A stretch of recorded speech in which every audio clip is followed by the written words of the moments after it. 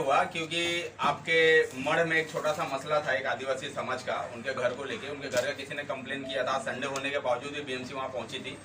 मुझे पहले वहाँ जाना जरूरी लगा क्योंकि ये हमारा लोग हैं, हमारे लिए इंतजार कर सकते हैं, लेकिन जो कंप्लेनर हैं, जो हमारे आदिवासी समाज के लिए जो मगजमारी, आज एक हमारी जो युवती, हमारी बीजेपी के जो बोरीवली विधानसभा के जो एमएलए आमदार साहब हैं, सुनील राणे साहब, वो एक आदिवासी का घर बना के देने का काम करते हैं। लेकिन यहाँ पे स्थानिक लोगों के द्वारा जो तकलीफ लोगों को दी जा रही है, उनके घर को आज रविवार होने के बावजूद भी वहाँ पे बीएमसी डीएमसी भेजी जा रही है। वो चीज़ मुझे ज़्यादा लगा, वहाँ पे रुकवाना जाना, उस चीज़ का समाधान हुआ। माफ़ी चाहूँगा, मुझे लेट हुआ और मैं चौधरी का चांद नहीं हूँ, मेरे भाइयों का बस भाई हूँ। इन लोग मेरा इंतजार कर रहे हैं, ये मेरे भीम सैनिक, मेरे भाई जो मेरे लिए सुबह से यहाँ पे हैं। कल रात भर यहाँ झंडे लगाए, बैनर लगाए। ये सभी लोगों का मैं नतमस्तक करके बहुत बहुत सम्मान करता हूँ, आभार व्यक्त करता हूँ। आप लोग मेरे एक आवाज़ पर दौड़ते हो, भागते हो, मुझे रिसीव करने आते हो, इतना सम्मान देते हो, बस यह स्नेह और आशीर्वाद मुझ पर बनाए रखना। आपका भाई हमेशा सदैव आपके लिए सेवा में तत्पर रहेगा। बोलिए सर। जैसे कि हमने देखा है कि आप जहाँ पर भी जाते हैं तो आपके लोग चाहने वाले आपसे पहले पहुँच जाते हैं और बहुत आपका मतलब स्वागत करते हैं, इसकी क्या खास वजह है? अब ये तो उनसे पूछना पड़ेगा, ये मुझे नहीं पता। बस मेरे अंदर एक बीमारी है कि जब फ़ोन आया तब पहुंच जाता हूं। हाँ, 31 की रात और होली की रात मेरा मोबाइल बंद रहता है, लोगों को एक सबक देने के लिए कि इस रात मस्ती ना करें। बाकी 365 दिन में से 2 दिन हटा के आप मुझे कभी भी कॉल करोगे, मेरा कॉल उठेगा और मैं लोगों के लिए पहुँचूँगा भी। अगर देर भी गया तो उनको संभालने का मेरा पूरी जिम्मेदारी के साथ मैं लोगों के साथ में रहता हूँ। यहाँ पर एमपी गोपाल शेट्टी जी आ चुके थे 9:05 पे, और फिर एमएलए साहब भी आए थे और सर भी आए थे और आप आए। तो आखिरकार मतलब जो एमपी का एकदम परफेक्ट टाइम पे आना, तो आप मौजूद नहीं थे, तो आप उनसे क्या कहें, उनके बारे में क्या कहना चाहते हैं? सबसे पहले मैं बहुत बहुत उनका आभार व्यक्त करना चाहूँगा, हमारे लाडले यहाँ के कार्य सम्राट श्री गोपाल शेट्टी जी का, जिन्होंने अपने कीमती समय निकाला। आज उन्हें सिलवासा जाना था किसी बड़े प्रोग्राम फंक्शन में अटेंड करने के लिए, फिर भी उन्होंने अपना कीमती समय दिया। मैं रमेश गौड़, मुंबई सचिव, रिपब्लिकन पार्टी ऑफ इंडिया, उत्तर भारतीय आघाड़ी की तरफ से, इस कार्यालय की तरफ से, हमारे साथ में जो सीनियर्स हैं, हमारे जो सहभागी हैं, हमारे दोस्त हैं, हमारे भीम सैनिक कार्यकर्ता, सबकी तरफ से मैं उनका बहुत बहुत आभार व्यक्त करूंगा। और सेम यही चीज़ मैं योगेश सागर जी के लिए कहूँगा कि उन्होंने अपना कीमती समय हमारे कार्यालय को दिया। बहुत बहुत आभार। और मैं उम्मीद करता हूँ कि आने वाले समय में हमारे साथ ऐसे ही वो सम्मान और साथ देते रहेंगे और हम हमेशा उनके लिए हम भी तत्पर रहेंगे। लोगों का ये कहना है कि जब से आप जुड़े हैं तब से लेके अब तक मतलब महाअघाड़ी दल जो है अपना, कि इसमें ज़्यादा से ज़्यादा नगर सेवक चुन के आएंगे, इसके बारे में आपकी क्या राय है? 100% चुन के आएंगे। हमारा जैसे हमारे साहब ने हमको आदेश दिया है काम करने के लिए, उनके नेतृत्व में, उनके मार्गदर्शन में, हमारे माननीय रामदास अठौले साहब के नेतृत्व में, उन्होंने जिस तरह हमको उनका आदेश मिला है कि हमें हर उत्तर भारतीय के लिए, उन्होंने हमेशा आरपीआई आवाज़ उठाई है। जब जो गैर पार्टियां हैं, जो भी विरोधी पार्टियां हैं, उन्होंने जब उत्तर भारतीयों का विरोध किया है, तब तो हमारे माननीय रामदास अठौले जी, केंद्रीय मंत्री भारत सरकार, उन्होंने हमेशा सपोर्ट किया है। वो चाहे गुजराती समाज हो, चाहे मारवाड़ी समाज हो, किसी भी देश के किसी भी कोने से आने वाले जितने भी हमारे जो लोग पेट भर रहे, जो कमा खा रहे, जिनको भी यहाँ जो जिनके कर्म भूमि मानी जाती है हमारी मुंबई की नगरी, उन सभी को हमेशा रिपब्लिकन पार्टी ऑफ इंडिया के जो हमारे महामहिम है श्री माननीय रामदास अठौले साहब ने, उन्होंने हमेशा संभाला है, हमेशा साथ दिया है और हमारी रिपब्लिकन पार्टी ऑफ इंडिया हमेशा उनके साथ खड़ी रही है। तो उस तरह से इस बार हम कुछ नया करने की कोशिश करेंगे। हम डोर टू डोर जाएंगे, लोगों का समस्या जानेंगे, लोगों के साथ खड़े रहेंगे और जब हम काम करके देंगे तो हमें नाम की जरूरत नहीं है, लोग खुद हमें चुन के लाएंगे। और इस बार 1001 टका हमारा डिप्यूटी मेयर बन रहा है। जैसे कि आपने बोला कि आप कहीं ना कहीं आपकी पार्टी किसानों को समझाने में असफल रही, इसमें के बारे में क्या कहना है? सर, वो जो आप ये किसानों का मुद्दा जो आप उठा रहे हो, हमारी पार्टी समझाने में नहीं रही है, पीछे हमारी पार्टी बराबर समझा रही है और ये कानून भी एकदम जायज है। अगर ये कानून जायज नहीं तो इसके पहले का चीज़ क्या सही था? जो किसान आत्महत्या कर रहे थे, क्या वो चीज़ सही था? यह उनको गुमराह किया जा रहा है। जैसे कि हमारे पंत प्रधान माननीय मोदी जी ने कई बार अपनी स्पीच में कहा है कि उनको गुमराह किया जा रहा है। ये तकरीबन 500 साढ़े 500 किसानों की यूनियन है, इसमें से 50-60 यूनियन क्यों आगे आ रहे, बाकी यूनियन कहाँ है? एक छोटी सी बात है, मैं पर्सनल अपने निजी तौर पे एक बोलना चाहूँगा, क्या 550 ये जो यूनियन है, ये सभी का क्या एनओसी ला के दे सकते हैं? ये नहीं ला के देंगे। ये कुछ क्रिएट किए हुए दल हैं जो किसानों को गुमराह कर रहे हैं। मैं ये नहीं कहूँगा वो किसान नहीं हो, 1001 टका वो किसान है, लेकिन उनको गुमराह किया जा रहा है। पूछिए आप। ठीक है, एक मेरा सवाल है रमेश गौड़ जी सर। पॉलिटिकल पार्टीज जितनी भी होती थी कहीं न कहीं जातीय धर्म के आधार पर हुआ करती थी। आरपीआई भी कहीं न कहीं दलितों की पार्टी हुआ करती थी। अब देखा जा रहा है लोग जाति धर्म को भूलकर सभी धर्म के लोगों को अपना रहे हैं। क्या कारण मानते हैं? आपके साथ उत्तर भारतीय भी जुड़ रहे हैं, गुजरातीज भी जुड़ रहे हैं, मुसलमान भी जुड़ रहे हैं, अन्य जाति के लोग भी जुड़ते आ रहे हैं। क्या कारण मानते हैं आप? कारण यह है कि सर जैसे हर जाति में, हर समाज में दलित वर्ग है, पिछड़ा वर्ग है। आज मैं खुद आदिवासी वर्ग से आता हूँ। हम लोग, मैं गोंडवाना समाज से आता हूँ। गोंडवाना में हम लोग राजगौंड, यानी गोंडवाना में हम क्षत्रिय से आते हैं, लेकिन हैं हम आदिवासी। हमारी जो हम पूजा जो करते हैं, हम इस प्रकृति की पूजक हैं हम लोग। तो हम जब अगर आदिवासी समाज से हम आते हैं, तो मैं ऑलरेडी उत्तर प्रदेश से हूँ। आज क्या सिर्फ महाराष्ट्र में ही दलित वर्ग है? क्या पिछड़ा वर्ग सिर्फ महाराष्ट्र में नहीं, पूरे विश्व में है। और पूरे विश्व में रिपब्लिकन पार्टी ऑफ इंडिया के हमारे राष्ट्रीय अध्यक्ष माननीय मंत्री रामदास अठौरे जी के चाहने वाले हैं, उनके मानने वाले हैं, उनके मार्गदर्शन पर चलने वाले हैं, और उनको ये भरोसा है कि उनको न्याय यहीं मिलेगा। इसलिए हर वर्ग के लोग, हर जाति में जो पिछड़े वर्ग के लोग हैं, वो सभी लोग हमसे जुड़ रहे हैं। और सबसे पहले हम इंसानियत लेके चलते हैं। हमारे साहब का ये उनका मानना है कि हर किसी का हमारा सबका साथ सबका विकास, जैसे मोदी जी ने कहा है, उस तरह हमारे साहब का भी आदेश है। हमारे लिए जाति पाति एक तरफ है और इंसानियत एक तरफ है।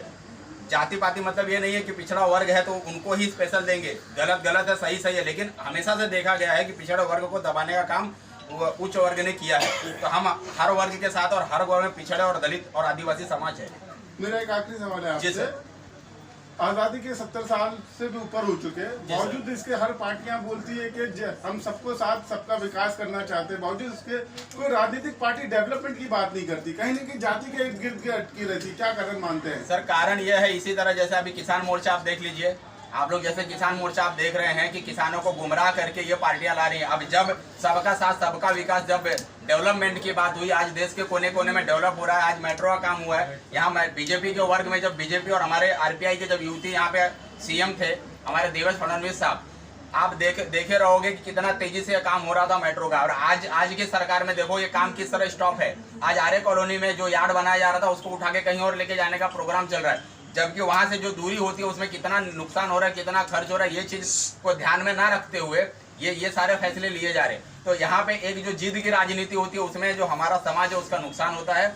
हमेशा से भारतीय जनता पार्टी और हमारे रिपब्लिकन पार्टी ऑफ इंडिया जहाँ भी रही है, हमेशा विकास का काम किया है और आगे भी हम करते रहेंगे। सर मेरा एक सवाल है आपसे। जी सर। जैसा अभी आपने कहा कि इसके पहले भी किसान मर रहे थे और मरे, जो आत्महत्या किया। जी सर। तो अभी जो 45 का जो मतलब आ रहा है कि 45 किसान दिल्ली में मतलब कि उनकी डेथ हो चुकी है जो प्रोटेस्ट है, तो उनके बारे में ये जिम्मेदारी किसके ऊपर, आप मतलब आपका कहना क्या है कि कौन जिम्मेदार है उसका? इसका जिम्मेदार वो जो समाज के जो भड़काऊ जो लोग हैं, जो भड़काऊ नेता हैं, जो लोगों को गुमराह करके भड़का कर उनको रोड पे लाने का काम करते हैं, ये पूरी जिम्मेदारी उनको जाती है।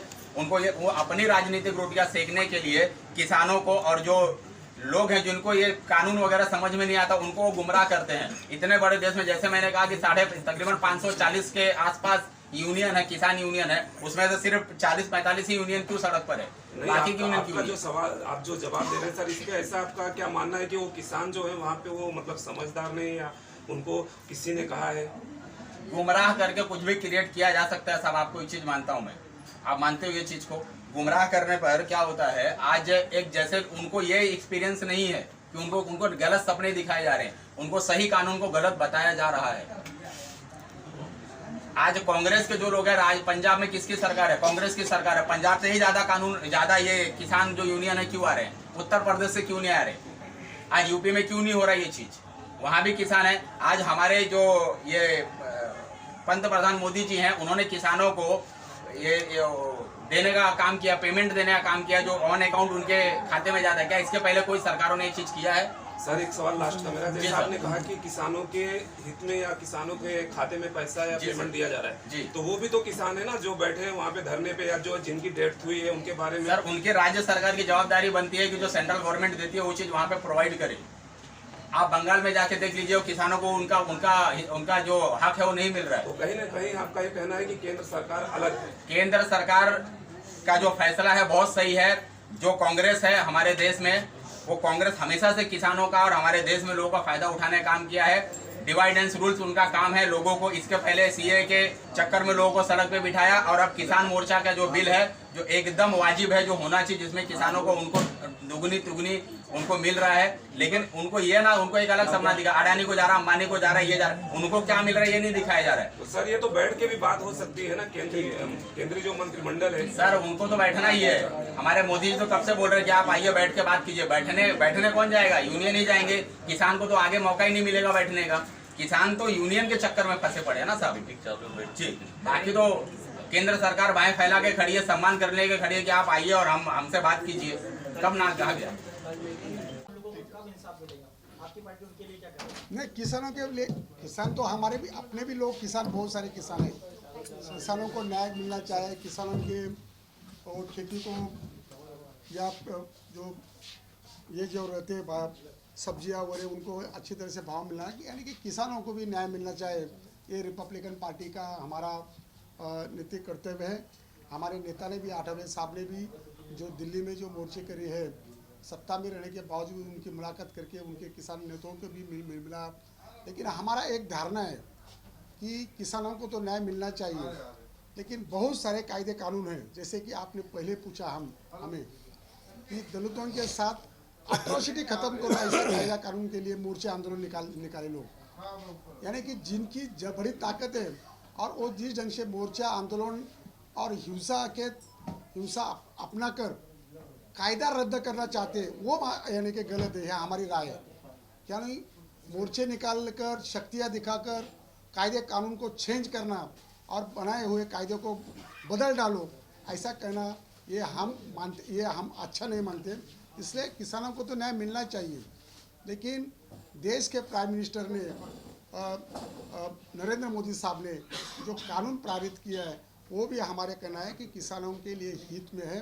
किसानों के हित है, लेकिन कई लोग किसानों को भड़का रहे हैं और जानबूझ के किसानों को उधर बिठाए हैं।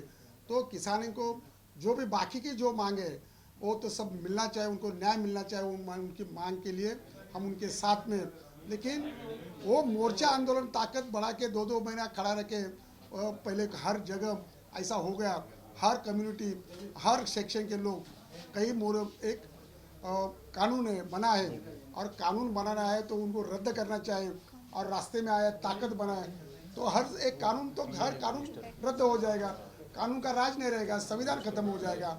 यह हमारी धारणा है। इसलिए हम किसानों के साथ होने के बावजूद भी हम ये सोचते हैं कि कायदा जो बना है वो कायदा किसानों के लिए बनना चाहिए।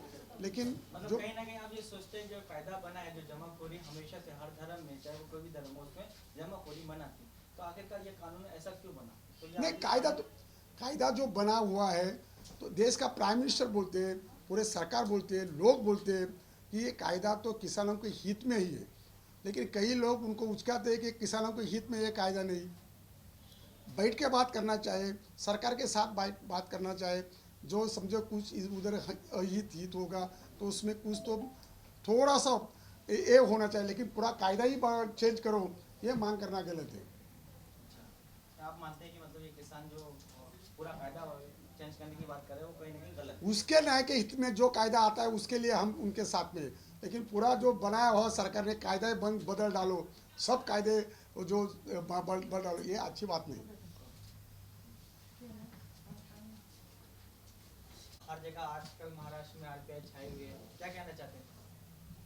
नहीं, आरपीआई तो हर जगह छाई है, लेकिन आज स्पेशल मौका है कि जिन औरत ने या जिन क्रांतिकारी महिला ने पूरे देश में महिलाओं को शिक्षा का संदेश दिया, शिक्षा का महिलाओं को पढ़ाने के लिए कोशिश की, वो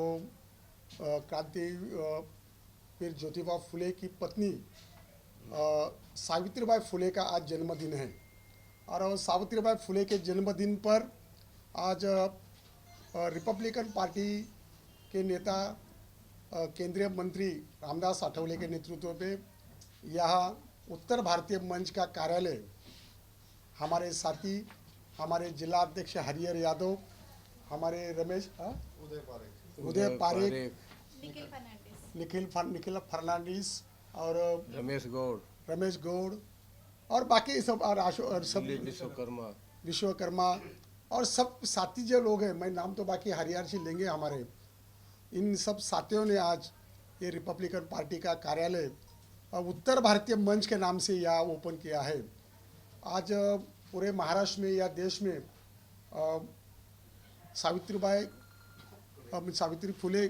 ज्योतिबा फुले का जन्मदिन मना रहे हैं उत्साह से। इसलिए आठवले साहब खुद आना चाहते थे, लेकिन आठवले साहब का प्रोग्राम मनोरम पालघर में एक बहुत बड़ा महिला मेळावा उधर आयोजित किया है सावित्रीबाई फुले के जयंती के अवसर पर, इसलिए आज वो आ नहीं सके।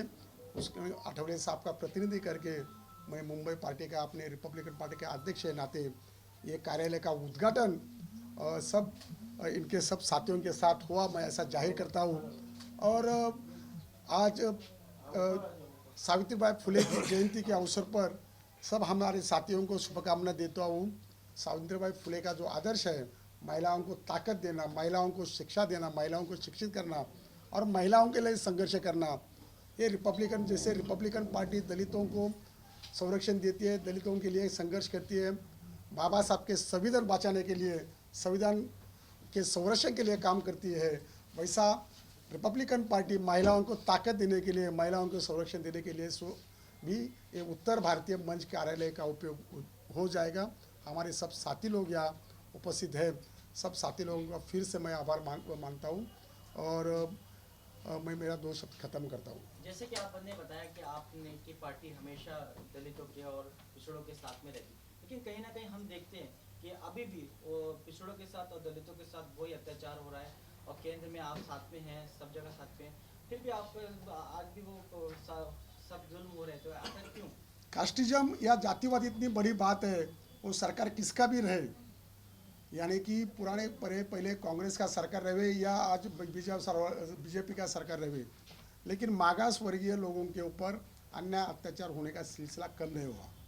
आपने देखा उत्तर प्रदेश में हाथरस हो या कल हम आठवले साहब और हम मिले वाकुला में, कल एक लड़के की मुंबई जैसे शहर में 5 साल लड़की कल जो हुआ परसों, नहीं वो तो बात अलग है, नहीं वो तो एक लड़की के ऊपर अत्याचार जब आठवले साहब गए थे, लेकिन कल वाकुला में हनुमान टेकड़े करके एक सांताक्रूज जैसे एरिया में एक स्लम एरिया झोपड़पट्टी है, हाँ नहीं मामले नहीं, सांताक्रूज में नहीं सांताक्रूज में है, सांताक्रूज में है वो हनुमान टेकड़े करके झोपड़पट्टी है। कल हम उधर गए, आठवले साहब और हम जाकर आए। पूरे मुंबई जैसे शहर में एक ही दलित का घर था और आजू बाजू में सब सवर्ण लोगों का घर था। उनको कई दिन से पानी नहीं मिलता था, हर दिन पानी के वजह से झगड़ा भांडन हुआ था और आजू बाजू के लोगों ने मिलकर बच्चों को 22 साल के बच्चों को मार डाला। वो मार डालने के बाद वो हादसे से उसका पिताजी मर गया। इतना बड़ा बम्बई शहर जैसे होता है, यानी कि मतलब ऐसा है कि हमें कहने का मतलब ऐसा है कि महाराष्ट्र में सेना भाजपा कांग्रेस का सेना और राष्ट्रवादी कांग्रेस का सत्ता हो या केंद्र में किसी का सत्ता हो, लेकिन दलितों को ऊपर अत्याचार रोक नहीं सकता, मागास वर्गीयों पे अत्याचार रोकता नहीं, भले वो सरकारी डिपार्टमेंट में हो या खाजगी डिपार्टमेंट में हो, किधर भी हो, मुंबई जैसे शहर में हो या गाँव में हो। इसके लिए रिपब्लिकन पार्टी को हर बार संघर्ष करना पड़ता है। भले आठवले साहब मंत्री भी हो तो भी मागास वर्गीयों पर अत्याचार जब होता है, दलितों के ऊपर जब अत्याचार होता है, तो रिपब्लिकन पार्टी को संघर्ष करना ही पड़ता है। और यह संघर्ष में आज उत्तर भारतीय मंच हमारे साथ रिपब्लिकन पार्टी का जय भीम का नारा, रिपब्लिकन पार्टी का नीला झंडा, आठवले साहब जिंदाबाद का नारा लेके हमारे साथ आए हैं। तो हम सब साथ मिलके ये अत्याचार के खिलाफ लड़ेंगे। सर, इस पे कड़ी से कड़ी कार्रवाई तो होनी चाहिए। पता चलता है तो ठीक है, नहीं पता चलता तो फिर वो तो किसी के सामने नहीं आते ना। नहीं आते ना, उतना उधर तो ऐसा होगा। कल की मैं उदाहरण फिर से बोलता हूँ, 1 महीना होगा तो भी आरोपी को पकड़ा नहीं था। जब कल हम गए तब लोगों को वो पुलिस वाले आए, खुद बड़े बड़े अधिकारी आए, तो कल रात को शायद थोड़ा 1-2 लोगों को पकड़ा। आजू बाजू में ताकत रहती है, कई लोगों की उल्टे सुलटे पाई होता है, लेकिन मुंबई जैसे शहर में एक फैमिली को पानी नहीं दे सकते आजू बाजू के लोग। ये कितनी बड़ी है। गांव में तो ठीक है, गांव में तो चलता ही, गांव में अत्याचार चल रहा है, जातिवाद चलता है, गांव में अछूत का बहुत बड़ा दरी निर्माण होती है। लेकिन मुंबई जैसे शहर में भी कल ये हादसा 1 महीने पहले हुआ, उसको न्याय देने का काम कल आठवले साहब और हमने किया। बीच में आर्य कॉलोनी में 15 दिन पहले कुछ एक हादसा हुआ था जहाँ पर आपके आरपीआई का झंडा भी आठवले 1 महीना पहले आर्य कॉलोनी में एक साल लड़की के ऊपर अत्याचार हो गया, उधर भी आठवले साहब आए। ये हमने हारे यार जी हमारे जिक्र कर रहे थे, पेन में 3 साल के लड़की के ऊपर अत्याचार हुआ, मार डाला उनको, मागासवर की लड़की करके वो 3 साल अत्याचार करके मार डाला वो। कल उधर आठवले साहब 1 तारीख को जाकर आए भीमा कोरेगांव को, भीमा कोरेगांव में जो शौर्य दिन है उधर स्तंभ को अभिवादन करके आठवले साहब 1 तारीख को पेन में थे।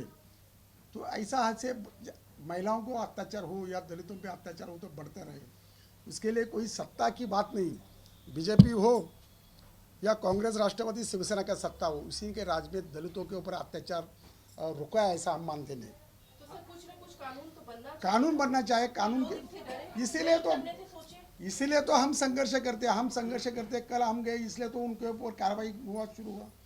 परसों आठवले साहब जहाँ पेन, आप नहीं पहुंच पाएंगे तो वहाँ कार्रवाई नहीं होगा क्या? तो उसके लिए रिपब्लिकन पार्टी है, हम पहुंचने की कोशिश करते हैं, पहुंचने का कोशिश हम करते रहेंगे, और वो जिधर अन्य अत्याचार होगा उधर हम पहुंचने का ज़्यादा से ज़्यादा कोशिश करके उनको न्याय दिलाने का काम करेंगे।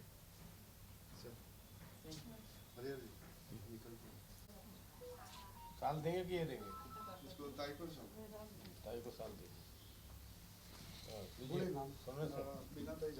बिनाताई जाधव यांचं सुद्धा या ठिकाणी खरं म्हणजे महिलांचा आम्ही महिलाओं का सम्मान रखने के लिए महिला कार्यकर्ताओं की ताकत और महिलाओं को पद और पार्टी में शामिल करती है। उनको दीदी को बुलाओ किया जाता है, ये पूरे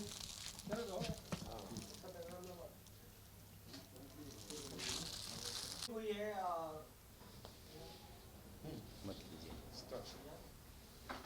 सर, जिस तरीके से आज ओपनिंग हुई है आरपीआई के ऑफिस की, और आगे चल के आप लोगों की युति आगे, क्योंकि इससे पहले शिवसेना आपका साथ छोड़ चुकी है, आप इस वक्त अकेले रह गए, आप 2 लोग अकेले रह गए, और आगे आने वाले चुनाव है नगर पालिका का, तो उसमें आपका क्या कहना चाहते हैं सर?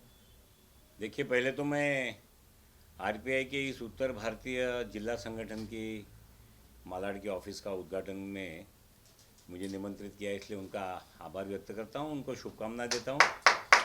भारतीय जनता पार्टी की और आरपीआई की युति ये कभी हो सकती है कोई सोच नहीं सकता था, क्योंकि रामदास आठवले जी ये बड़े मन के बड़े नेता है, वफादार व्यक्ति है, सच और अच्छे और बुरे को जानने वाले व्यक्ति है। जो हमारी नैसर्गिक युति थी वो गद्दार हो गए, साथ में चुनाव लड़े और चुनाव लड़ कर के वोट मांगे और फिर गद्दारी की, इसलिए आरपीआई की युति के साथ कॉरपोरेशन का चुनाव लड़ेंगे। आरपीआई के नगर सेवक भी चुन कराएंगे। भारतीय जनता पार्टी और आरपीआई की युति आने वाले दिनों में मुंबई महानगर पालिका पर अपना महापौर बिठाएगी। आने वाले समय पर अगर कांग्रेस या राष्ट्रवादी कांग्रेस आपकी ओर हाथ बढ़ाती है तो क्या मुंबई महानगर पालिका वो उसका निर्णय ऊपर का वरिष्ठ नेतृत्व करेगा, लेकिन संभावनाएं ऐसी बहुत कम है कि कांग्रेस और राष्ट्रवादी कांग्रेस भारतीय जनता पार्टी के साथ मिलकर के महाराष्ट्र में शिवसेना के साथ सरकार चलाए और महापालिका बीजेपी के साथ लड़े। तो इतने तो हम भी इमेच्योर नहीं है और वो भी नहीं है। एक वक्त हुआ करता था कि विचारों की राजनीति हुआ करती थी, अब फायदे की राजनीति होती। जो भी पार्टी को जहाँ पर भी फायदा होता है वो विचारों को और कहीं ना कहीं डेवलपमेंट को भूलकर अपनी खुद की पार्टी का फायदे के बारे में सोचता है। इस बारे में आपकी क्या राय है? सभी पार्टियों को राजनीतिक पक्ष चलाने का मकसद यही होता है कि अपने विचारों से अपनी सरकार बनाकर लोगों की सेवा करे। तो विचार छोड़ करके राजनीति होती है, ये बात से मैं सहमत नहीं हूँ। विचारों के साथ ही राजनीति होती है। अपने विचारों का अस्तित्व टिकाने के लिए और अपने विचारों के माध्यम से सरकार और लोगों की सेवा करने के लिए अगर कोई काम होता है तो इसमें कोई, मुझे नहीं लगता है केवल स्वार्थ की राजनीति की सत्ता पाने के लिए किसी को दगा देना, एक ही एजेंडा पर चुनाव लड़ना और फिर हिंदुत्व को छोड़ देना, ये ऐसे राजनीति के बारे में लोगों को घृणा हो सकती है। लेकिन अगर देश के विकास के लिए राजनीति होती है, अपने विचारों के लिए अगर किसी का साथ लिया जाता है, कौन कह सकता है शिवसेना का और कांग्रेस का विचार एक था? कोई कह सकता है क्या? हम कह सकते हैं कि हमारा और शिवसेना का विचार एक था। रामदास आठवले जी का लोगों के साथ काम करने का तरीका और लोगों के साथ व्यवहार करने का तरीका वो भारतीय जनता पार्टी जैसा तरीका है। विचार अलग रहे होंगे एक समय में, लेकिन आज कॉमन एजेंडा पर दोनों पार्टियां काम कर रही है। तो इसलिए मुझे लगता है कि आने वाले दिनों में लोग बहुत अच्छी तरह से इसको समझ लेंगे। मेरी तरफ से एक आखिरी सवाल है, क्या आप मानते हैं कि महाराष्ट्र की सरकार कोरोना के वक्त पूरी तरह से फेल हो चुकी है? जो आम लोग हैं, मध्यम वर्गीय लोग हैं, खासकर गरीब लोग हैं, वो पूरी तरह से कहीं ना कहीं खत्म होने लगे हैं, क्योंकि लॉकडाउन तो पूरी तरह से खत्म नहीं हुआ, बसें ट्रेनें पूरी तरह से शुरू नहीं हुई और कई लोगों की नौकरियां छूट गई। इसके बावजूद जो इलेक्ट्रिसिटी का बिल है वो उन लोगों ने लाइट काटना शुरू हो गई। स्कूलों में जो बच्चे पढ़ा करते थे उनके ऑनलाइन लेक्चर्स बंद होने लग गए। इस बारे में आपकी क्या प्रतिक्रिया है? देखिए, महाराष्ट्र की सरकार कोरोना के इस महामारी के शुरुआत के काल को संभालने में भी असफल रही।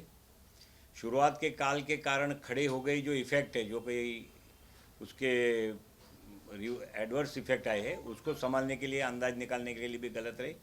आपका प्रश्न सही है, लोगों की नौकरियां छूटी है तो इलेक्ट्रिसिटी बिल के अंदर कुछ रिलीफ देना चाहिए, ऐसा उन्हीं के मंत्री ने कहा और उन्हीं के सरकार के जुड़े हुए लोगों ने क्रेडिट की लड़ाई में इलेक्ट्रिक के बिल का रिलीफ नहीं दिया। स्कूलें बंद है फिर भी बच्चों को फीस भरनी पड़ती है, तो इसके बारे में भी सरकार ने स्कूल वालों के लिए गैर कानूनी सर्कुलर निकाल करके उनको कोर्ट में जाकर के जीतने की मुभा दी। ये सरकार ने उनको वे बना के दिया, एक्सेस करके दिया। इसी के कारण उन्हीं के मंत्री के स्कूल के लोग कोर्ट में गए, राष्ट्रवादी के वरिष्ठ मंत्री के जिसकी स्कूल है वो कोर्ट में गए उस सर्कुलर के खिलाफ और लोगों को फीस भरनी पड़ी। लोगों की नौकरियां गई है, आज लोगों की परिस्थिति अच्छी नहीं है। ये सरकार ने कोरोना को जिस प्रकार से संभालना चाहिए था, इस प्रकार से अगर संभालते तो महाराष्ट्र में सबसे ज़्यादा मौत हुई। देश में आज 14,000 केस आए, 14,000 से नीचे केस आए, उसमें 3,500 केस तो महाराष्ट्र के हैं, यानी 25% केस महाराष्ट्र के हैं, जबकि महाराष्ट्र का पॉपुलेशन देश का पॉपुलेशन से 10% है। तो आज डेथ रेशियो भी महाराष्ट्र का ज़्यादा है और संक्रमितों की संख्या भी महाराष्ट्र में ज़्यादा है। तो सरकार की ये कमजोरी रही है, सरकार इसको पूरी तरह संभाल नहीं सकी।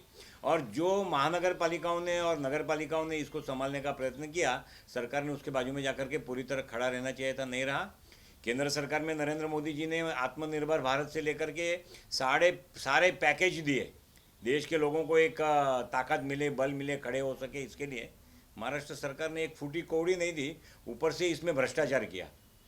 ये जो कोविड के सारे कैंप लगे, कोविड की सारी व्यवस्थाएं खड़ी की गई, कोविड के लिए जो खर्च किया गया, उसमें भ्रष्टाचार इस महाराष्ट्र की सरकार ने किया। ये सबसे शर्मजनक और खेदजनक बात है। आगे हम उम्मीद कर सकते हैं कि शिवसेना के आपके साथ फिर से युति हो सकती है?